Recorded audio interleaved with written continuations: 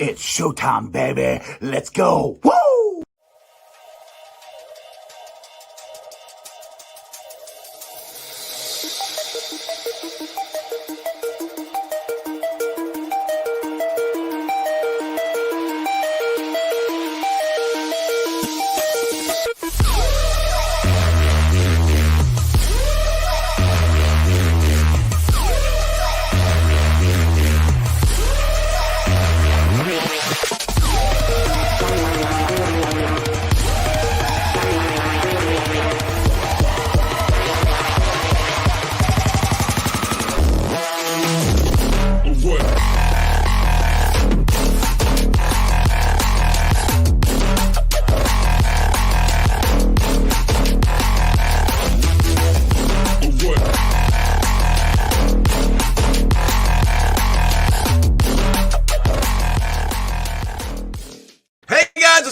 Welcome to the show. This is Sports with Strawberry Ice.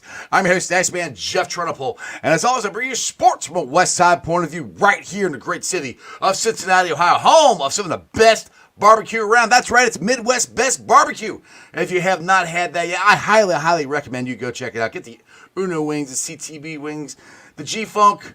There's really not a bad choice at Midwest Best. And you gotta be like Greg, Midwest Best Barbecue. I think I did a very bad impersonation of sandwich. Anyway, check out Midwest Best Barbecue whenever you're out there on the east side, or just order it to go. Also, brought to you by Meyer Door and Windows and more. I got them in my house. You guys need to do doors and windows, check out Meyer Windows and Doors at www.meyercincinnati.com. They give free estimates, family owned and operated. And, of course, Matty Meyer is the originator of the Jackpot Joey name, so you got to go give him a shout out. My West Side peeps, what's up? Check out Hail Mary's, little gem there in Cheviot. It's your ticket to the game. They got big-ass TV screen, free parking, beer specials, food trucks, all kinds of great stuff. Go check that out. And welcome to the show. As always, I'm coming to you live from this glorious place down here. It's the Ice Cave. The Ice Cave is brought to you by T Properties. T Properties, quality housing for quality people. Check out the website at www.tpropertiesllc.com for all your rental property management needs and your rental needs. And I already mentioned Jackpot Joey, but you know what? We hit the jackpot when we drafted Joe Burrow. Make sure you guys are geared up for our Super Bowl run, because it's happening this year. It started with the draft. It's going to end in New Orleans. So make sure you're geared up. Remember, a portion of the proceeds go to the Joe Burrow Foundation. What is up to everybody in the chat? Who's in there first? We got Stranger in there, Brad's in there, Paul Painter's in there, and my boy, Johnny Paps is in there. What is going on? All right, let's get to the man with the plan. He has the fire from Enter the Jungle. I got to talk to him last week on the show. Their show. It was kind of cool. He's usually on my show. I was actually on his show. It's kind of weird. But anyway, let's get to Evan McPhillips. Money Mac, what is up, brother?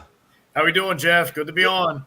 Good, man. Good. Long time. I missed you. I mean, I saw you like, we're across the table, like, in Enter the Jungle, their war room, and it was kind of weird. I'm used to seeing you on the screen, not directly across from me. Yeah, no, it was good to have you down there at First Star. Unfortunately, you caught us, I think, like the day or two before we moved into the nice new I know. I didn't get the new studios. Like, hey, just another excuse for you to have to find your way over there again so you can check out the new digs. Exactly. You got to tell Malik to hit me up again. All right, man. So we are a couple days past the draft. Mm-hmm. We pretty much hit when we did our mock draft there at Enter the Jungle. We pretty much hit the first two. The rest of them, What's your thoughts on the Bengals draft? Start off with Mims. I kind of was a bit of a Mims guy in the war rooms, just because I always try to ease the concerns a little bit, because I felt like the injury-prone label he got was a little unfair, because obviously he had that ankle surgery and I think it was middle of September, came back early November, and we know the guys who get high ankle sprains, especially severe ones, take 6 to 8 weeks anyway to be healed. And even when they do, right? Dak Prescott, Saquon Barkley, when they came back, they got these giant leg sleeves and they look like 80% of themselves, right? And you got all the doctors on Twitter going, and they're at risk of re-injury for the next 4 to 6 weeks, right? Yada. Right. And so that happened with Mims again, where the guy came back from surgery to help his team make a playoff push. And then he gets re-injured in a game because he's not 100%. He came back early. Came back early because he wanted to try and play through injury and play through not being 100%, 80, 85% of himself, and he got injured for it. And that's unfortunate, but it's not like it was a separate injury and it's like, oh, he was 100% fine and now he's bad again. And then the same thing too with the hamstring injury at the combine. Amari Cooper, Zach Moss for the Bengals, Cooper Kupp, Ben Skowronek, Tua Tagovailoa. All these guys had tightrope surgery, and then the year after had hamstring injuries. And so we see this anecdotally a lot with these guys who get tightrope, and a lot of it makes sense, right? When you have surgery on your ACL or your ankle, the rest of your muscles kind of get weaker, and you might get an imbalance in how you're distributing stress throughout your leg. So it makes sense that you might have injuries until you learn to trust your body fully again, planting on the feet, cutting in and out, doing all the things that you're used to with that stress. And it makes sense that he wouldn't have been 100% rehabbed all the way and all the muscles. And plus, we just see that with guys. And then Zach Moss was playing fine last year, and obviously good enough for them to sign him this year. And Amari Cooper's been doing well up there in Cleveland. And obviously Tua was healthy for one of the first times last season. So, so really we've seen guys bounce back where this isn't like a nagging issue. This isn't like, oh, he had a groin and now he has a hamstring and now all of a sudden it's a calf, where there's a lot of soft tissue injuries. So I felt like that was unfair. Sure, the number of starts was unfair, was a valid point of concern, but he was playing behind multiple NFL draft picks. They told him to wait his turn. He does. He competes. And then when you finish that season and then you say, hey, I've got a first-round grade from the NFL draft board telling me if I go, I'm going to get picked in the first round. What do I stay for? Because exactly. See ya. The incentive is to hit free agency sooner so you sign more contracts, right? Right. So, why stay at that point? And the thing is, dude, I'm like, I'm so happy they got him. And one thing I loved about listening to his interview afterwards is that he wanted to come here. He was ecstatic about coming here because he wants to block for Joe Burrow. And, dude, we've got the biggest damn line. And the thing, I don't know when Mims is going to start. That's kind of like a question I pinned to the top here. I don't know when he's going to start. I think if he starts, it'll be because Brown is hurt. Which one? Which way? Exactly. Yeah, which one? Right. Because he could play left or right. But what I'm excited about, and I can't wait for this, I think you and me talked about this Thursday night a little bit, is the unbalanced line at the goal line. And you can put them on the left side, you can put them on the right side, and run the ball right over the 268 guys in for a touchdown for that unbalanced line. The dude's a crazy athlete for his size. Why not do the Penny Sewell stuff with him every once in a while, too? You could. He's got a lot of options. But I think to your point, the likelihood that either Trent Brown, who has missed time in I think it's going to be Trent more than Orlando. he's missed 6 out of his 9 seasons. He's missed time at some point, right? Yeah. So I think it could be week 6, week 7. I'm not, asking for anything, obviously, No. but they were entirely healthy across the line last season. You do not have that back-to-back seasons. Otherwise, go buy a lottery ticket, right? Yeah, exactly. So you definitely believe that there's going to be some point where you can make an argument for him to get on the field. And that's assuming if he doesn't come into camp and outright challenge. That's the thing, right? Yeah, he could come in and just ball out and beat him. But I don't know if that's going to happen. But the thing is, too, like, all right, let's say Trent Brown does get hurt in week 6 or week 9 or whatever. Then Mims has come in.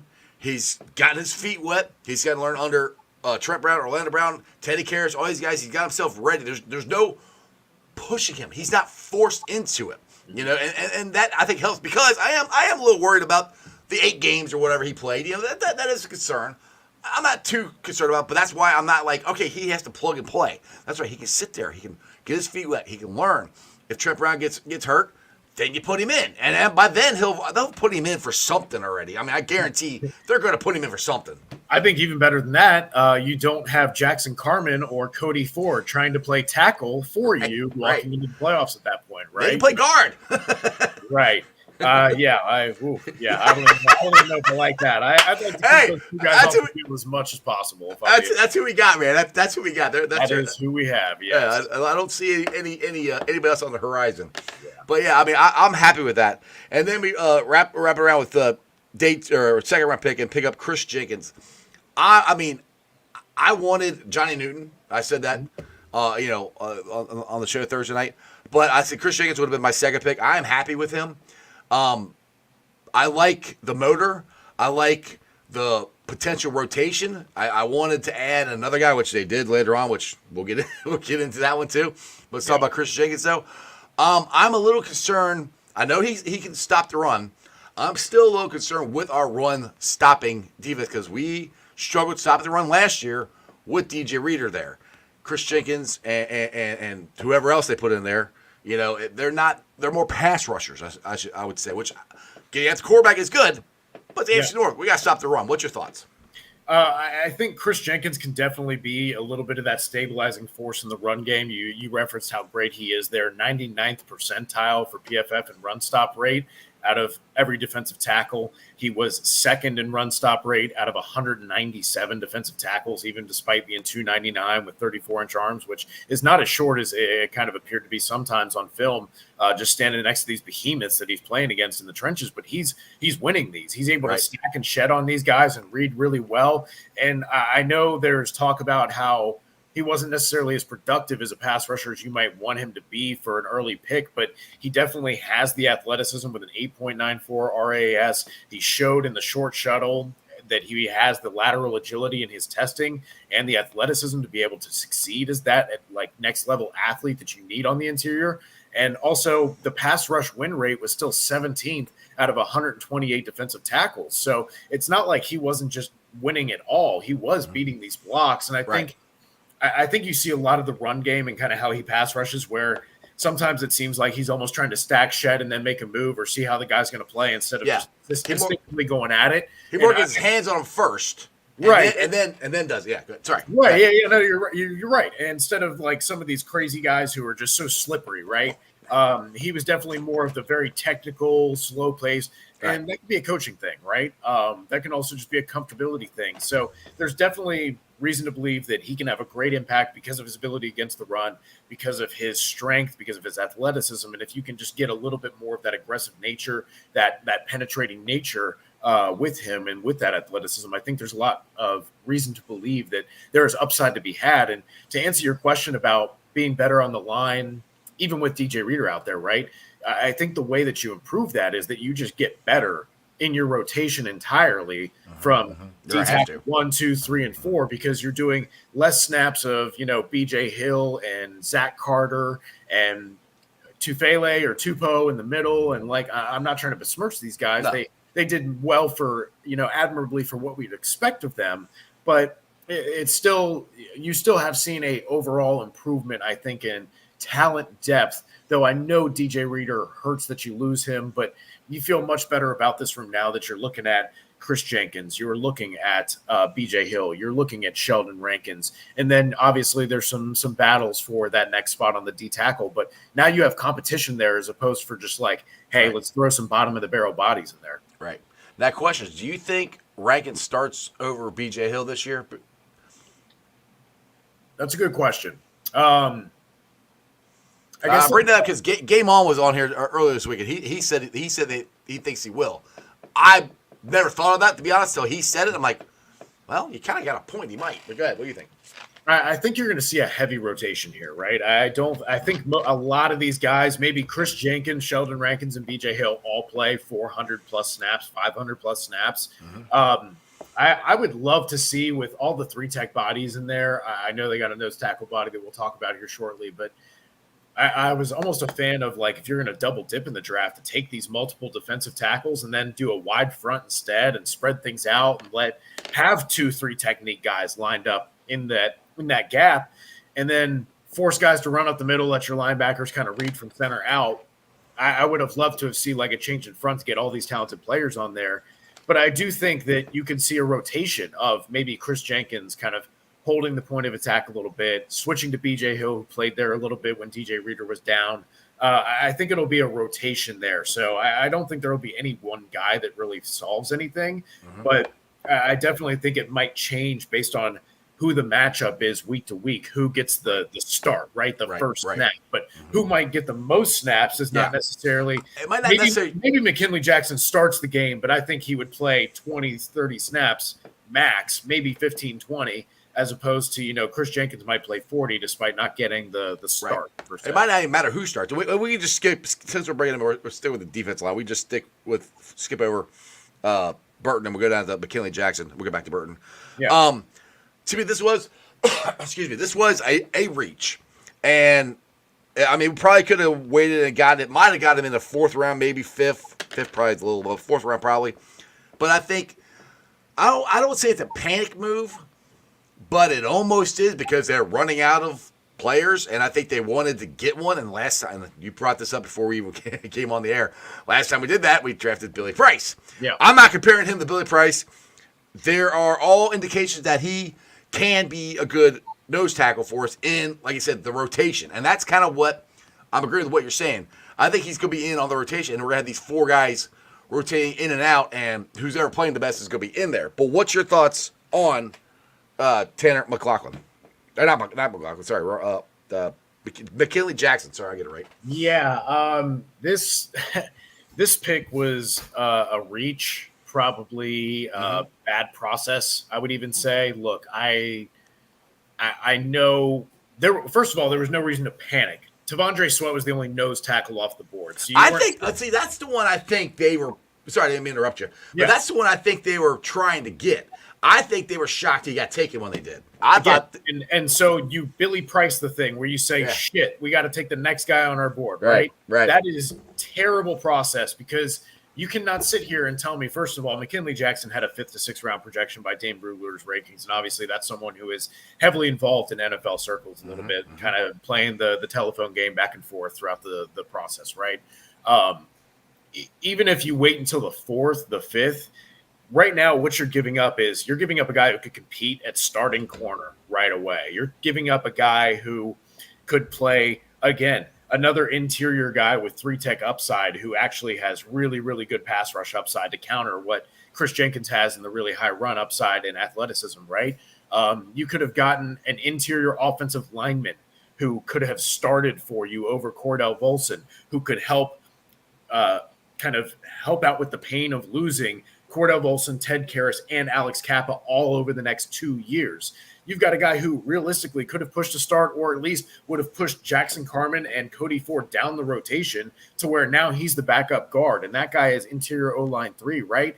And there was not a 4-round difference between McKinley Jackson and the other nose tackles that might have gone in the 6th or 7th round, or the nose tackles who were signed as undrafted free agents. He was not 3 rounds better. He was a guy who has a nose tackle body, who is more of a one-gap penetrator type of style of play, and frankly didn't hold up well consistently against double teams and wasn't necessarily a killer in the run game. So, like, seeing him get moved off his spot against double teams, just not having great leverage all the time, like, it wasn't like he was some standout nose tackle with no pass rush upside, and that's why he fell to the 3rd round. Like, this was just an inherent reach on a player because you probably fell in love with this guy and said, we really like him, we really feel good about him. And that is one of the traps of the draft. Again, like, it's not the player, it's where you took him. If I go into an auction and I really want a piece, I love this piece, and that piece is worth $10,000 and I bid $100,000 on it. Yes, I got the piece. Yes, I got it that I wanted, but like, was it worth an extra $90,000 in surplus? And if I do this at multiple picks, now suddenly I'm out $300,000 in value, and that matters, right? The draft capital, what you could have gotten there for a contributor this year, next year, the year after, that matters. You can't tell me that you couldn't replace McKinley Jackson very easily with the next 2nd or 3rd best nose tackle. He was not that much better than them. So that's where it's like, it's just terrible process in my book across the board, where I feel like this is the draft pick that really just kind of just sours a lot of this draft for me. And it also, you'll hear as a common phrase for me throughout the next couple picks, is not something wrong with the player, but the process and the pick and the team building strategy that went into it, because that's part of how we evaluate the draft, right? Is how, I know we say best player available, but right, if a quarterback is the best player available, we're not taking him, right? No. If a punter is the best player available in the 3rd round, you're not taking him, right? Right. So, like, we agree there's constraints, right? So we just have to figure out where they are. And nose tackle in round 3 for a guy who wasn't even dominant against the run, has a lot of development to do still yet. That seems like a just blatant reach for me. He was not 3-4 rounds better than other guys who were going. So you really like this pick then a lot. Yeah. Honestly, man, I swear, Joe and Dave knew something because they were in the studio and we all were talking, what do you think happens here? And then suddenly he goes, I'm going to go with this is their interesting pick. The Drew Sample, the Jackson Carman, they seem to have these guys, they fall in love with it. You said, like, oh, we have a need. We fell in love with the guy. We're going to reach 2 rounds. I mean, that's what it seemed like. Right? Yeah, I mean, that's what it seemed like to me, because I'm like, And I am no draft expert, but I'm kind of like, I mean, if he works, great. But you gave up a lot to get. I agree with what you're saying. So well, here's the thing, right? Let me put some names to this, right? Because it's easy to just say other players, right? What about a Jalen Wright in that running back room right now? What about an Audric Estime? What about a Cam Hart at corner? What about a guy like, not even just in round 3, but the other mid rounds that I'm talking about, especially like with someone double dipping at tight end when you already have 3 tight ends that you signed to a contract this offseason, like taking tight end 5 when you could get your third corner on the outside or a backup interior offensive lineman who's your third player at the depth chart, right? There's just bad process throughout this day 3 picks where I'm just like, I don't. So hold on, I got one for you. All right, so I keep bringing up corner, which I kind of thought they might have drafted corner higher. Do you think they are that comfortable with Dax Hill at outside because he might be playing outside or inside corner this year? I don't know because God, he just profiles so well as that inside guy, right? Because right. But I mean, he's got the speed, athletic ability to play outside. I mean, he does. Right now, can he do it? I don't know. I'm not wishing anything on anybody, but again, you've got a guy in Mike Hilton who's generally a smaller corner who is getting older now and has been so long without injury. Like, it's just when you're playing the odds here, eventually something's going to happen, right? I think Dax Hill could fill that role very well. Oh, absolutely. I think outside corner, I think it might. He's definitely going to be in that rotation. But I think DJ Turner's the other one. But I think that Josh Newton will definitely be in there. But I think firmly DJ Turner, Cam Taylor-Britt, corner 1 and 2, and that's entrenched. Everybody else is battling for what comes after. Yeah. And that goes back to, again, what I said. Questionable process later in the draft where what safeties do you have? Geno, Von Bell, Tyson Anderson, Jordan Battle, and Dax Hill can moonlight at safety for you still, right? So realistically, you're picking the later rounds again when there's guys like Christian Mahogany on the board who I don't care what the medical concerns are. If he can start for you at guard for 4 years, that's worth a 5th or a 6th round pick, right? Right. Immediate upgrade and for the next couple of years. And if you get more after that, that's gravy, baby. All right. So you're talking about instead you wanted to prioritize either corner safety 5 or 6 or corner 6 or 7 on your board. And I'm just like, what are we doing here where we want to take tight end 4 and 5 and corner 6 or 7 and safety 6 or 7 when you have interior O-line 3 potential on the board? Unfortunately, they got Matt Lee later. I know I'm dancing all around the board here. No, you're good. You're good. Just consistently at multiple picks where I went, I don't hate the players. I like the players. Don't hate the player. Hate the game. I don't understand. Yeah. The logic of team building that goes into it. Where again, if these guys are your best players available, I don't understand how you're going to have this. And again, competition's great, but like you're burning resources if you're just taking all these picks when you could get valuable rotation pieces, valuable starter potential guys. Still, Stiggers was there at corner, and dude, that guy could end up being. He has the athleticism and the production profile and the interesting background to where you can talk yourself into. He's still learning football versus, again, I like Newton. I'm just saying versus older corner who has dropped in production, tested like a poor athlete, and is already undersized. Like, I just feel like there's better upside swings you could have taken there. Again, I like Eric All. I like Tanner McLaughlin. I like these players objectively. But just when I'm considering what other spots you have on the roster already, I'm like, you signed 3 tight ends to contracts for a team who is so desperate for cash on hand, right? If you're going to sign 3 contracts and then plan to double dip a tight end, which you had to have planned, you can't tell me you didn't expect Eric All to be there. That was around early on a lot of consensus boards. Again, I don't think it's early on Eric All. I'm fine with the upside swing, but objectively, that's where you expected him to be. Tanner McLaughlin, that's where you expected him to be, and Jaheim Bell's still there. You planned to double dip at tight end. So why did you sign 3 tight ends to contracts in the offseason? Were you worried someone was going to steal 30-year-old Tanner Hudson? I mean, you could have waited till after the draft if it didn't work out that way. That's where I'm just like, I'm trying to understand the team building logic. And I just struggle to wrap my head around it. Again, I like the players. Just why is also the question I have. This is why I like having different people on here. We talk about the same stuff, but everybody has different opinions because you're killing it right now. You're awesome. And the funny thing is, it's the opposite of Cap's assessment for Monday. Because Bengal Cap is on here Monday. I was like, Cap, how'd you like this player? Oh, I loved it. I loved it. I love the players. I do. I love the upside with Eric All. I do. But again, I'm saying like if you could have got a guy who could have been your guard 3. Yeah, no, Backing no. up, backing I'm not up, disagreeing with anything backing you're up saying. Bolton. I'm not. Yeah, I'm not Right. disagreeing with anything you're saying. Versus the guy who will play special teams and maybe play like DJ Ivey did, 20 snaps last season. I'll put it this way. I'm a little more happy with the tight ends. Yeah. Because if these two guys we drafted, especially if he stays healthy, he's got to come back from knee surgery. Those two can give us something that we haven't had. Yeah. 2 tight ends that can pass, block, and catch. So if you ever do a two tight end set, if Sample's out there, most likely he's not getting the ball. You got these 2 out there, they're you don't know what's going to happen. It's more schemes, or you can hide it more. I like that aspect. Gesicki's out there. He's most likely going to get the ball. He's not in there to block. We don't have Tanner Hudson's in there. He's probably not. He's probably going to get the ball. So these 2 actually give us deception. So that's what I do like about that. And Alt could be for sure. Alt could be. I mean, if he can stay healthy, he could be through the roof. He can, yeah. And so that's where I'm okay with it. I understand what you're saying. I totally get what you're saying. Yeah. I do. I'm like, and I honestly feel bad for Tanner Hudson because they're not gonna. Well, I want to bring this up. This is what I was saying about today. Yeah. Okay, since they did not draft a running back, and we did draft 2 tight ends, and they signed Tanner Hudson, they signed Gesicki. Andrew Sample.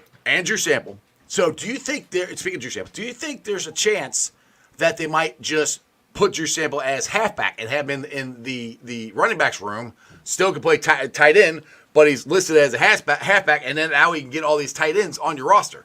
Well, Jeff, you got me back on my team building thing because, again, right, that means you have to keep an extra running back, right, on top of keeping 4 tight ends. Well, you cut Chris Evans. Okay, well, again, you're keeping Zach Moss, you're keeping Chase Brown back there, and Trayvon Williams. You're keeping Trayvon, and then you're good, and then your H back is Drew Sample. That's 4. Yeah, that's 4. You got to carry 4 of those. Now you're carrying 4 tight ends. Now you're carrying what, 6, 7? Well, they carried 4 running backs anyway. They did that last year. Okay, bear with me now, though. All right, go ahead.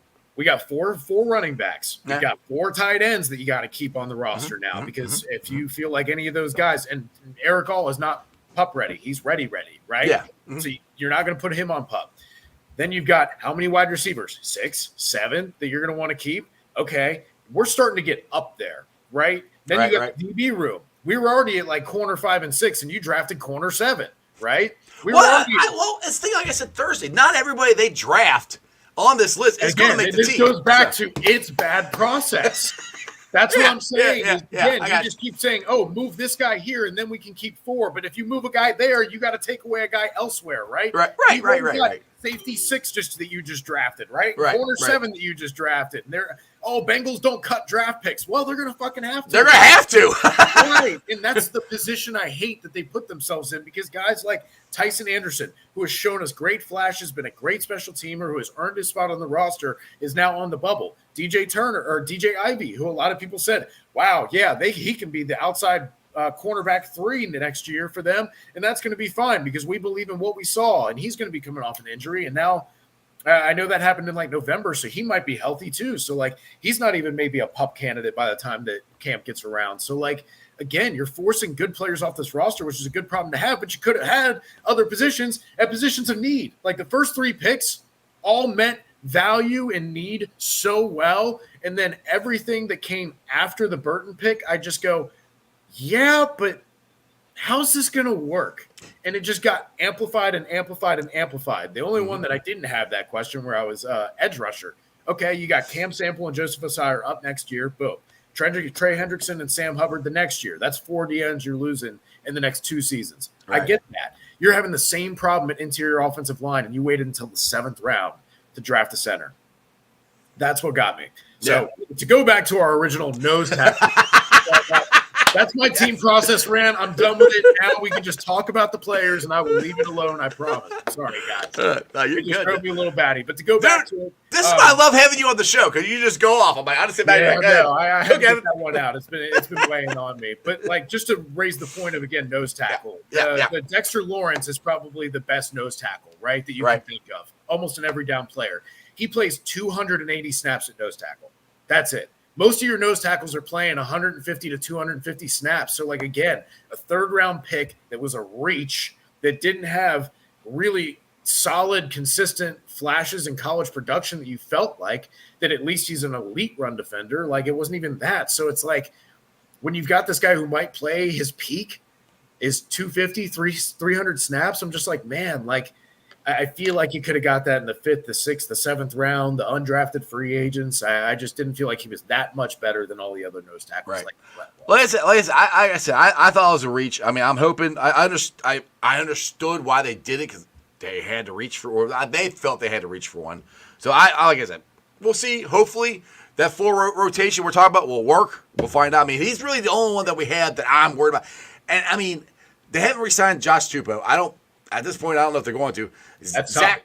Yeah, Zach. I'm not. His time to step up was last year, and he didn't. So I'm kind of out on him too. Unfortunately, I hate that. So, but I mean, if I think he'll stick around for his versatility for the DN. Probably, yeah. Cleaner thing because he's kind of like But he's not a guy you can count on.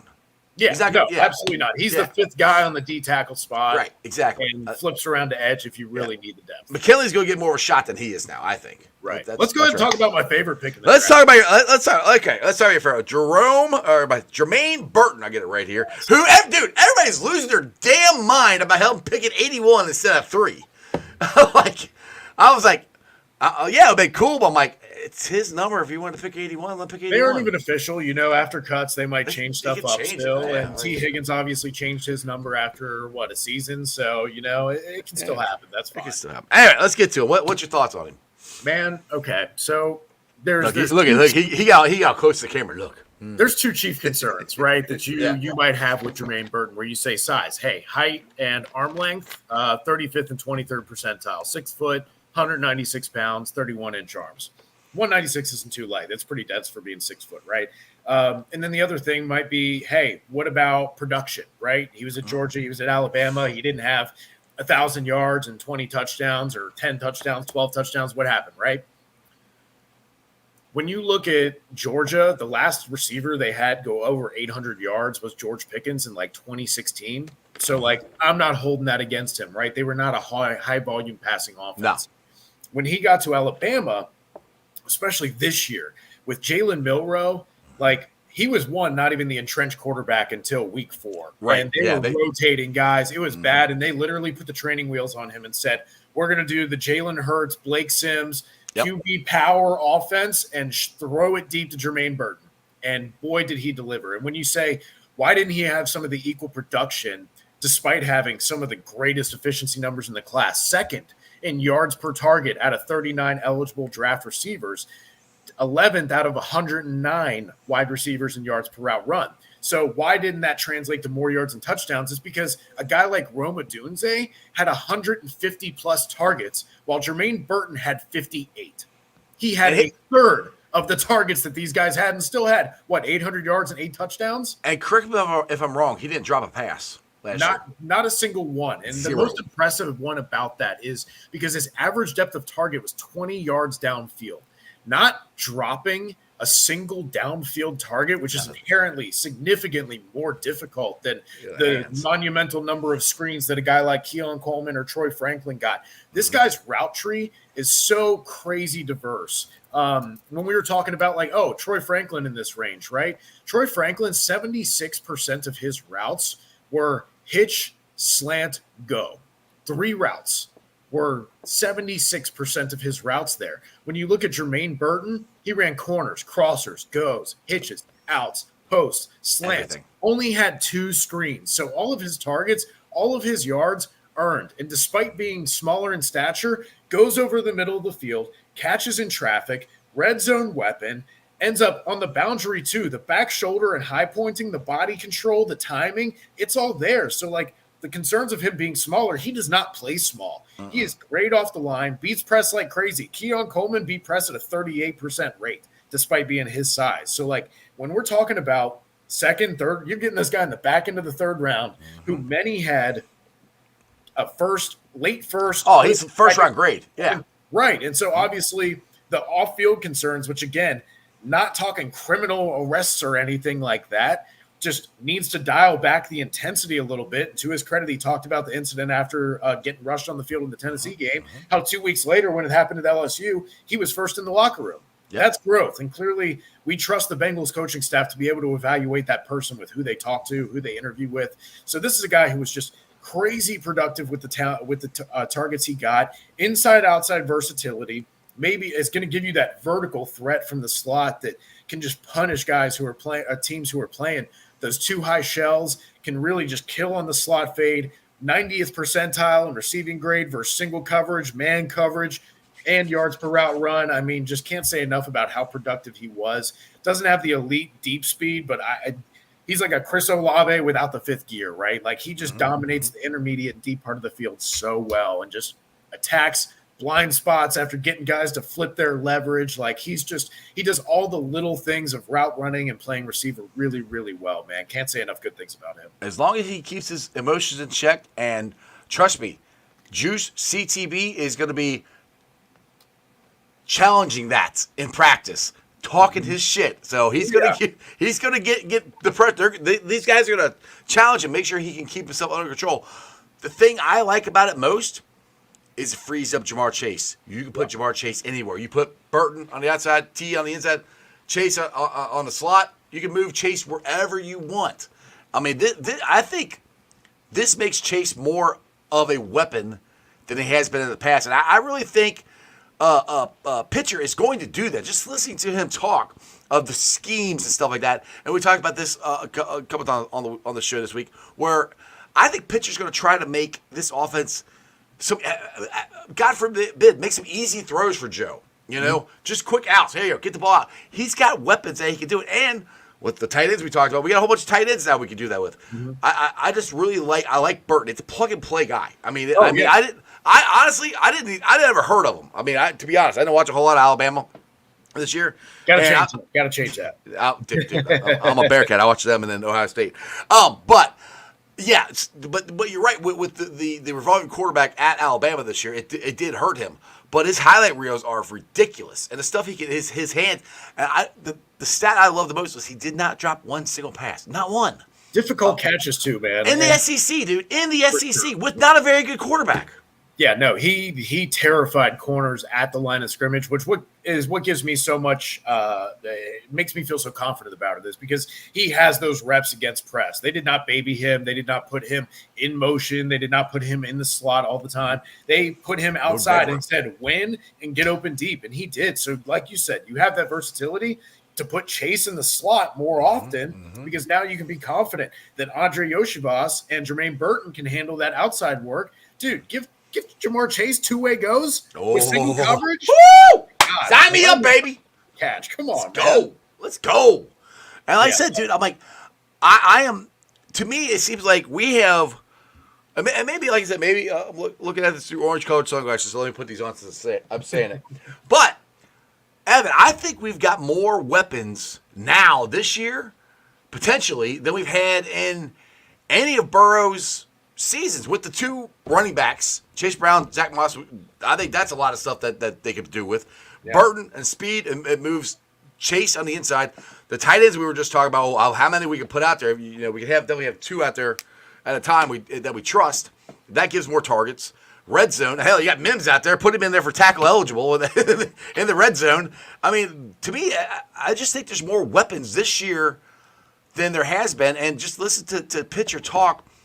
I think we're going to see, I won't say a hugely different offense, but slightly different. What's that look for? I saw that. What do you? No, my girlfriend has made it home from work, so just weighing in. And she's like, "Oh my God, you're on a podcast again, Jason." No, she loves it. She always loves watching, so she supports me. It's very nice of her. Waving hi to her.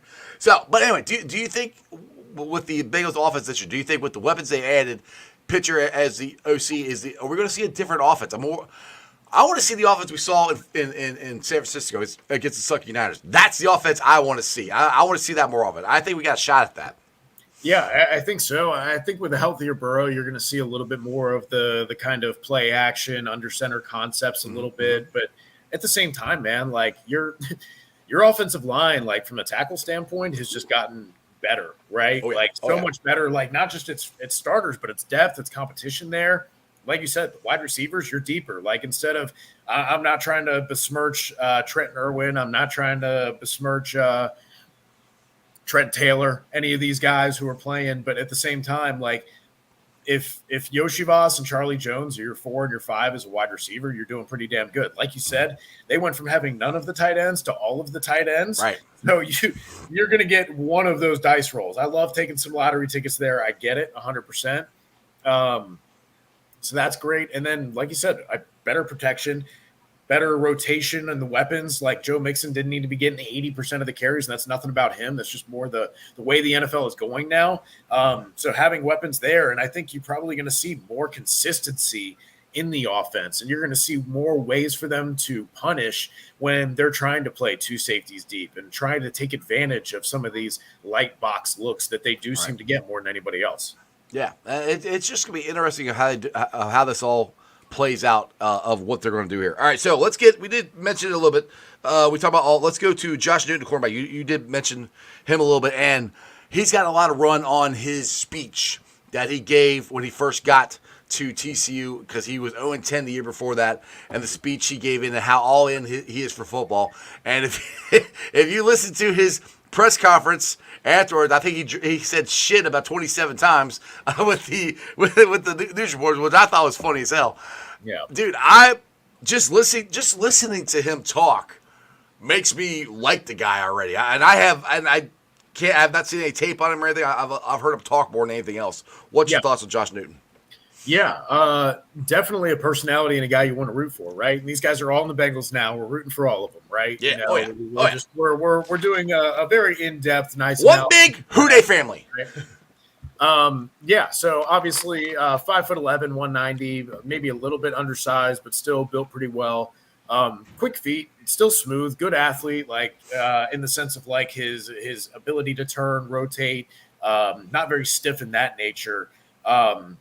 The issue is obviously he's older, a lot of miles on his tires, so to speak, and then obviously not a great athlete. So when you're undersized, you test like not a great athlete, and obviously he played really well the year before, and people were talking about first, second round pick, and then he falls to the 5th round. I think the reality, obviously, we know secondary play can be up and down, right? That's the nature of it. So I think the truth of Josh Newton probably lies somewhere in between that 1st and 2nd rounder and 5th rounder. So I do think they got good value. I do think that the fact that he is really physical and built so strong, maybe he plays a little bit better, maybe doing a little bit of slot stuff. He didn't really do a lot of slot stuff at TCU. Performed well at outside corner, did struggle a little bit in some of the better teams like Texas that he played, where the long speed kind of showed up, which when you're playing against A.D. Mitchell and Xavier Worthy, but, long speed kind of shows up for anybody. Yeah, a little bit. So I don't want to knock him too much for that.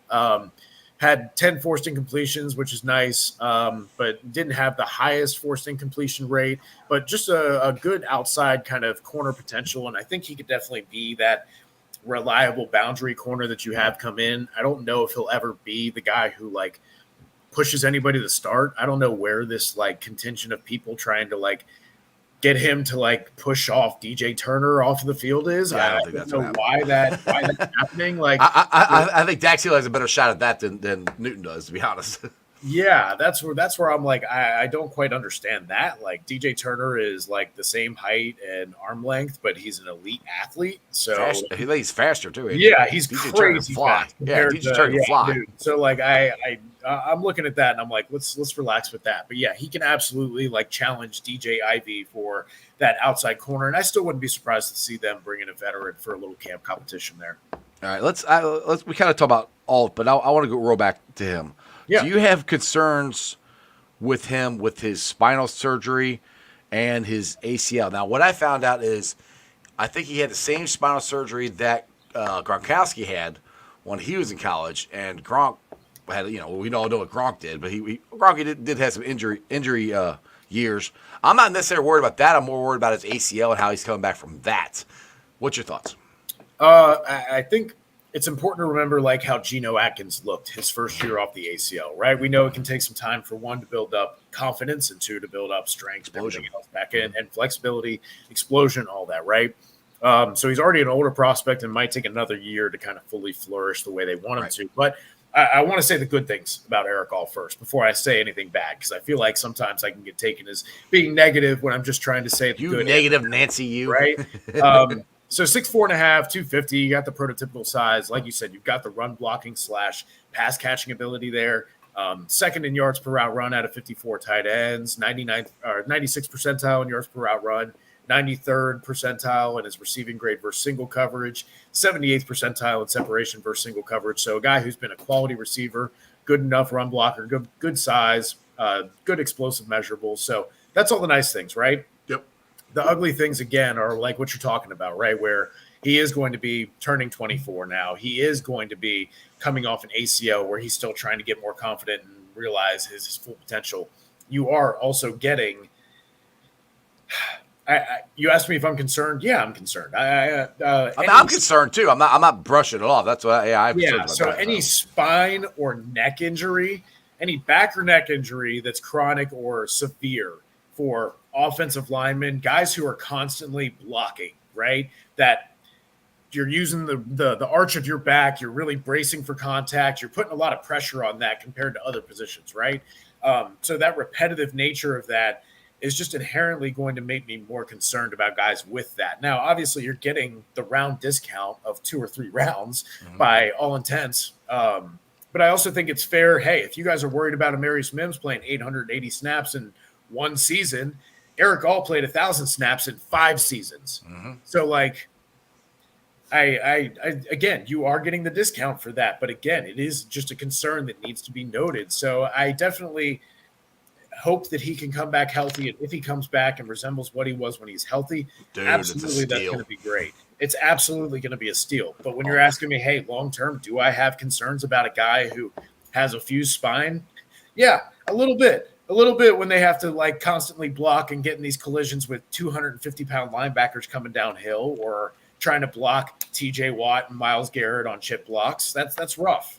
But what was interesting is when he got drafted, he was in the gym working out. I find that intriguing because, dude, if I'm getting drafted in the NFL, I'm torturing myself. I'm watching the TV. You're trying to remember the moment. Yeah. Yeah, I'm trying. Yeah, and he's out there working out. That to me shows he's a grinder. I like that. I like that about it. And again, honestly, I'm more concerned about the knee than I am the spine because he played last year and he didn't have any back issues. Now, it could happen in the future, but we'll see what happens. I'm more concerned about that. And like I said, the knee, he probably won't be 100%. And he plays this year. And I said this on the show this week. I said, I'd be okay, if they just put him on the PUP list this year and let him have a red shirt, get completely healthy, and then come back next year because we got Tanner Hudson, we got Gesicki, and we got McLaughlin. So we got enough. Maybe Tanner and Gesicki are up after this year, and then hey, you say, hey, McLaughlin and All, there you go. You're replacing them. So that's where I'm kind of like, I can see either way. But I mean, if he's healthy enough and productive enough, and there's no repercussion of they're worried about injuring the knee again, go for it. But like you said, I don't think he's going to have the explosion. It takes a year at least to come back from that. But I mean, it's worth it because he can be really big and really good for us. Like I told you, we haven't had in a while. So let's get to Josh Newton. Let's go to the other tight end, Tanner McLaughlin. Again, I would have been not fine, but not shocked at all if we didn't draft a tight end in this draft. I didn't think they were going to, because to me, should have drafted a tight end last year. Last year was the draft to draft 2 tight ends, and they didn't draft any. So I'm kind of shocked, and it might be where they're like, oh, crap, we effed up last year. Let's get 2 this year. And then I think they got 2 good ones. I mean, I'm not complaining about who they got. I just wish they would have got at least 1 last year. So I am surprised they got 2, So, but both of them I think are fine. What's your thoughts on Tanner McLaughlin? Yeah, I promised I'm not going to say anything about double dipping a tight end and team building.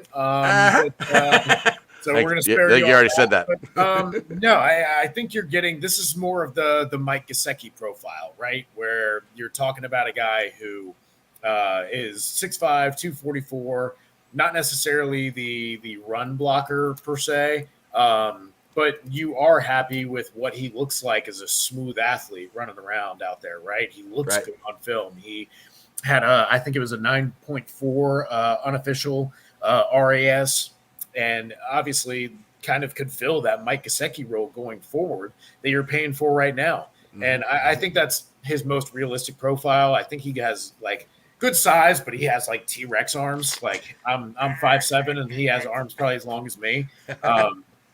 So that's something that like is a little odd. You usually expect from the 6'4", 6'5", big body tight ends to have a little bit of those longer arms. Right. But no, I do think I see the receiving upside. I don't think he has the upside that Eric All does. No. Where Eric All could be your future tight end one, whereas I think Tanner's more of that utility player. Like I said, yeah, he can. If he reaches his height, he's Mike Gesicki. Like, but that's pretty good. That's the absolute ceiling. But he can block for you, right? Yeah. So, like I said, I'm okay with that. Let's get down to the defensive end, Cedric Johnson. So, like you talk about, we got some guys that are going to be gone here in a couple of years. That's why you take defensive end there. Right. I'm okay with it. I don't know how much time he's going to play this year. I really am hoping Miles Murphy has a big year and he plays a ton, and hopefully Joseph Ossai, because he's going to have to, because if he wants to make any money. But anyway, Cedric Johnson, what's your thoughts on him? Yeah, weighed in at 260 pounds, 6'3". They're kind of more traditional, trying to get back to that bigger mold, as opposed to like a guy like Joseph Ossai, just add a little bit more depth there on edge. Like I said, Cam Sample, Joseph Ossai, both up after this year. I like Cam Sample. I hope they bring him back. Did a good deal. But then Trey Hendrickson and Sam Hubbard insurance, these guys can't keep playing 800, 900 snaps a year. And, you've seen them both get banged up down the stretch. They're both getting close to 30 now. If they're not already 30, that's when you need to start looking to the future a little bit, especially when you're losing 4 of these guys in the next 2 seasons. Yep. So I think it's a good upside swing this late. This one makes sense to me. 9.28 RAS, good 40, good 10-yard split, good vertical and broad, which signifies generally the capability for good explosion off of the line. Not going to be your bendy guy off the edge, poor 3-cone, okay shuttle, but he's still going to be able to kind of hold that point of contact and have that pass rush upside. He was productive in limited snaps with Ole Miss. But, yeah, I definitely think this is a quality upside swing at a position of future need late in the draft, which I really like to do. Yeah, I'm okay with it. Like I said, so we get that to the end of these drafts. Some of these guys might not make the team, but he's one that I think he has got a shot. Yeah, I think he's definitely got a shot here. All right, Stranger wants to know here. Evan, thoughts on Austin McNamara? Do you know who that is? Yeah, no, that's the punter that they're looking to add. And yeah, now you're certainly on board, right? Yeah, wait. Did they sign him? Did they? I believe so, yes. Yeah, I thought they already signed him. Yeah, he's going to compete with Bray Robbins for the punter, yeah. Yeah, so obviously very talented punter. I think it's good to have some – I think it's good to have some competition there. I don't want to say that look, I'm not trying to say Brad Robbins was great last year. You're being negative again. You're going to be negative again. I can feel it. You're going to be negative again. He was good in college. I'm going to be positive. I'm going to come to his defense here, right? All right. What you got? So, generally, when we look at production for punters, they're like offensive linemen in the sense that it takes 2, 3, 4 years before they start to hit their stride and hit their peak, right? Right. So, with that in mind, I like that there's competition. I like that he is going to compete for this. I don't know that he just loses outright. I think there's upside between having this. You end up with the best guy, whatever that may be. But like I said, it takes 2 to 3 years anyway. So I believe there still might be something with Brad Robbins. I don't necessarily want to give up, but at the same time, if McNamara comes out and blows him out the water, I think he can do that. To his credit, he was 45 point, I think it was like 9 or something like that for his average punt. And he was like 10th in NCAA history or top 10. So like he has a lot of experience and obviously some good results, but so did Brad Robbins, right? Like you don't know what it's going to look like when things change and shift in the NFL and things are faster and the pressure's on a little bit better because sometimes these guys, we see kickers melt down and just not be able to adapt to the new situation or environment all the time. And especially, Texas Tech is not the biggest school. You're not playing in the biggest games all the time. You don't have the inherent pressure you might have in the NFL. So again, not to say that he's going to choke. We saw Brad Robbins come from a bigger program and still do the same. But It's so hard to guess at these punters and kickers and long snappers. So I do like the idea of multiple lottery tickets. Now, I'll put it to you this way. Now, everybody's going to say I'm a homer because I've had Brad on my show. I think Brad's going to win. I think last year, honestly, was the first year Brad had to hold. And everybody's like, what's that have to do with it? Look, there were certain ways that Darren Simmons wanted him to hold the ball. Certain ways he wanted to. Darren Simmons, I've watched him out there, dude. He is meticulous on how they do everything. And just watching from the bridge, how many times Brad was out there holding the ball. He's like, no, I want you to get it, spin it, and whatever he's telling them. Yeah. I think that had a lot to do with Brad's punting, but he held the ball great. Evan had a fantastic year. And I'm stealing this from James Rapine because he said that's the lock on Bengals.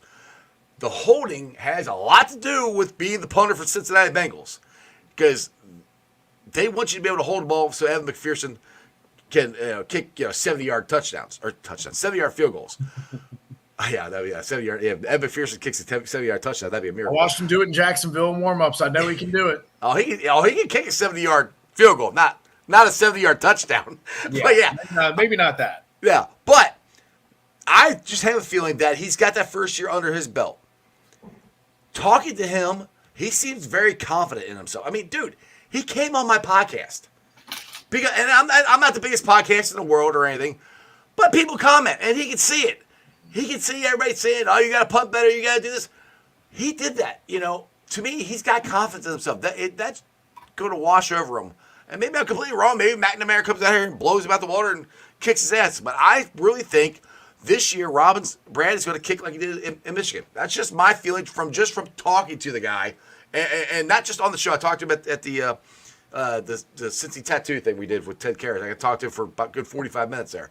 I just have a feeling that he's very confident, and the holding thing really had something to do with it. I know it makes absolutely no sense, but it's also kind of the way I think Ellie De La Cruz, speaking English in his press conferences and to his fans, shows confidence in him, and I think that helps him perform better, and it shows the confidence he has in his batting, where I said it's going to come around, which it has. So say what you want about it. It might be a stupid thing, but mentally I think he's there. And like you said, going to the NFL to punt and to try to hold and do something he never held, ever. So I think that was a big thing with Brad. Yeah. So we'll see what happens. I mean, like I said, maybe I'm wrong. I don't know, but that's just my thoughts on it. I think he's going to be the punter next year. Anyway, real quick, we got 57 minutes here. All right, let's just roll through the last two. Anthony, we did that one already. No, we didn't. No, Dijon. I can't think of his Dijon, Anthony, DB, and Matt Lee, the center. What's your thoughts on those two? Sorry. Yeah, no, you're good. I caught you off guard. Yeah, no. Dijon has the safety corner versatility a little bit. Played slot, played safety. Probably going to profile more as that slot safety hybrid. Which again, I'm just going, man. You have Battle, you have Bell, you have Hilton, you have Jalen Davis. I don't think he makes the team. Hill. I mean, he's one I don't think makes the team. I mean, honestly, right. Sorry. So there's 5 people right there that I just named that are going to play slot corner probably before he does. And again, they gave Jalen Davis an extension when they could have said, hey, we have Dax Hill. Hey, we have other guys who we feel like can cover the slot, right? And that's another way we can get safeties on the field and add to run support better than a corner could do. Like, there's just so many ways. And this is the pick where I'm just like, man, like, you could have taken some late round interior offensive lineman swings. There were some guys with center guard versatility that you could have taken, like a Bo Limmer, a Jarrett Kingston. Well, that brings me to Matt Lee. That's what he's a center only. Yes. I would have loved, like you just said, I would have loved to gotten somebody who's a center guard just for versatility and backup. That would have been like him being a center only. Right. Again, your guards are Cody Ford, who got cut from 2 different teams who were desperate for offensive. Which, I mean, let's be fair. Cody Ford played okay last year when he played. Yeah. He played okay. I'm not saying he played great. He played okay. He wasn't awful. That is the greatest hope of expectation. Yeah, right. And we didn't notice him. I'll put it that way. When he was out there, I would rather have competition there. I would rather have a guy that I feel better about. And again, these are two terrible teams in the Cardinals and the Bills on the offensive line at that point that both said, nah, we're good. Like, you spent, what, a second-round pick on this guy? And within a year, you were like, we're good on this? Right. Like, red flags, right? Yeah. Again, find backup depth. He's a Max Sharping level guy. I want better for us. I agree with you. I am not disagreeing with you. I'm just saying people are giving him crap, and he performed okay last year. Again, I would rather have a different guy than him and Jackson Carman. Yeah. I'm good on that, or Jackson Kirkland. Those are your options at the interior offensive line, and none necessarily inspire confidence at this point. But Lee, I do love the pick, at least, especially with Karras' contract probably ending this year. And guys, I'm sorry. This is the way the NFL goes. Extend Teddy. Don't say it. Extend Teddy. He's going to be Extend Teddy. Extend Teddy. Not likely to give him the guaranteed money that some other team is going to go with, like they did with Rodney Hudson for the Cardinals, where they say, hey, we got a rookie quarterback or we got a young quarterback. We want a veteran center that we feel good about. We'll pay you way more. But do you think Matt Lee's the replacement? Matt Lee absolutely could. It's not Trey Hill. Oh, I think Trey Hill's off the team, honestly. I think Lee can be. Okay. Because I brought that up on Monday's show. I said the same thing. I said, could this be Teddy K's replacement? And I got roasted. Like, oh, no, they're resigning, which I love Teddy K. I love him. I know we love Ted, guys. But I am with you. Divorce our feelings from this, okay? The average NFL career span is 3 years to begin with. A lot of contracts are 2 and 3 years. They can't re-sign everybody all the time. And he's 32, and what's he going to want? Guaranteed money. And what is some team like the Falcons, the Bears, the Raiders, who are going to probably have a rookie quarterback? They're going to say, we have money. We'll give you $7 million and half of it guaranteed, and we'll sign you for 3 years into your age 35 season. The Bengals are not ones to do that traditionally. Now, and it's not smart. I mean, if let's just say Lee comes in and he not that he's going to beat him out this year, but he does enough of practice where they're okay with letting Teddy go. And I've said this, and I hate this, but you've got. When you have a team like this and you want to win on Lombardi, multiple Lombardi, you have got to let guys go. We've done this with Mixon. We've done this with Tyler Boyd. Guys, eventually it's just time. Yeah, T. Higgins, this is probably his last year. I love T. Higgins. I've met the kid. I met his mom. They are awesome, awesome people. I love them. But I hate it that he's probably going to go somewhere else so he can get his money. And I totally understand that. Ted K, I met him. He's a great dude. I met his wife. They're awesome people. Yeah. He's probably going to go on to somewhere else. Those are things you have to do. And that's where I said on the show with you guys, we got to get some of this money off of this offensive line. We can't keep spending money on free agents after free agent after free. We got to draft some guys and develop on the offensive line. Yeah. Hopefully, Matt Lee maybe is one. I know Mims is probably going to be one. I'm not worried about him. Let me go ahead and make the case for Lee, though, because sell me on him. Go ahead. He ranked 10th out of all FBS centers in PFF grade.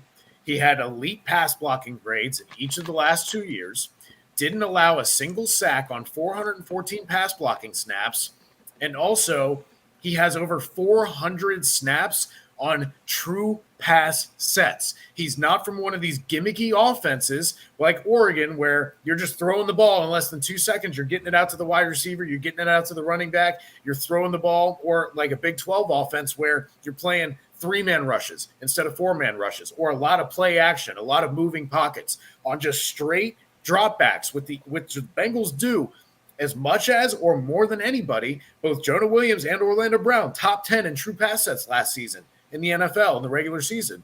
This is a guy who has that experience, is a great pass blocker. The knock on him is that he doesn't have the movement skills you might want from a center on the move. That's fine. They do more of a downhill gap scheme lately anyways. That's what they want. And you're talking about he just has to be on these combo blocks and be in the right spot. He can absolutely do that. So I think he's being undervalued. The fact that he was there in the 7th round, you could have taken him in the 4th round, and I would have felt comfortable with it. All right, you sold me on him. I mean that right there it makes me feel better because I would still rather them gotten a guy who's a center and a guard just for depth this year. But we're just looking at the roster because I said this on the show Thursday last Wednesday. that not everybody's going to make this team. Well, we'll just go down the line. Mims going to make it. Jenkins going to make it. Burton's going to make it. McKinley Jackson's going to make it. Alt's going to make it. McLaughlin, I think, is going to make it. You just made a case for Matt Lee. That's what? 1, 2, 3, 4, 5, 6 players for sure that we think are going to make it. I mean, you still got the 2 corners, basically. I say no, the 2 corners, we got them out. That's a lot of players right there from this draft. That I think Newton's probably in. They spent a 5th round pick on it. Newton's in. So again, that means maybe DJ Ivy's gone, which again is disappointing. So I got 1, 2, 3, 4. Can you imagine how excited Lou would have been? Like, how impressive do you have to be as a 7th round rookie for Lou to put you out on the field? Right. Yeah. Exactly. Like, exactly. That's why it's sad that he just gets relegated to this chopping block now for competition at this 5th corner spot. Right. Or Jalen Davis is gone, and then you say we don't need him. But then again, you gave him a contract, and again, it goes back to the process things of yes, you want competition, but just drafting to the point you have a logjam where you've got to cut 2 or 3 guys who have all been impressive in their own right at some point or another is just. Well, let's look at it this way for future. All right, so Mims is your right tackle next year. Yep. Jenkins definitely he's going to be being a Burton is your T replacement. We got. I mean, if it works out, which we're neither one of us are ecstatic he's going. You got McKinley Jackson could be your. I won't say your DJ Reader. If it works out, replacement could be. I'm not like I said. Just calm down. I didn't say 50% or 30% of DJ Reader. Right. But then you got Matt Lee, your Teddy K replacement. Yep. And then we got the other Tanner McLaughlin, the 2 tight ends. I mean, right there, that's what the draft is supposed to be. You're supposed to when you have a great team like this, and you have a guy like Joe Burrow, you can only pay 5 or 6 guys. Right. The draft is you've got to look at this year and beyond, and that's kind of what you've been saying here. Where they sort of did it, but didn't do it as good as they could have done. Is that a good way to put it? Yeah, no, I think that's completely fair. And like you said, you wanted to get contributors, and I think that was the man. I feel like they left a little bit on the table, just a little bit on the interior spot, because again, you could have gotten a starter for this year or a starter for next year, right? At that other guard spot to add to Matt Lee, and it's there's another way you save 7, 8, 9, 10, probably more than that, guys. They got a steal on Alex Kappa. They're not paying Cordell Volson anything. Mm-hmm. And look at the guard contracts that have been recently signed. They look like tackle contracts now. Yeah, they're going up. As terrified as you were of paying Mike McGlinchey $17 million, be scared to pay that of any interior guard that has an agent that has 3 or 4 teams bidding for his services. Exactly. On that note, I'm going to let you go because we'll keep talking here for an hour. You and me, we get going. Evan, plug some stuff before I let you go, brother. Yeah. Everybody can find myself, my work, and my thoughts. Probably protect yourself from that a little bit. At eMcPhill on Twitter. And then the Sit Down 513 YouTube channel. We got State of the Jungle always rolling every Wednesday, 7 p.m. Coming to you live from the brand new, shiny First Star Logistics Studios. And we got some sweet digs up there. So we'd appreciate you guys joining us. Yeah, hopefully I get invited again. Tell Malik to invite me again. We'll have to get you up there, and you can snack on the candy machines, and we'll get you some beers. Yeah, we can hang out, have a good little time. You had me a beer. What? So does that mean you're going to shotgun a beer with me next time I'm on the show with you? Oh, man, yeah. I might get my girlfriend to drive to that one, and then we can have a couple beers. There you go. All right, Evan.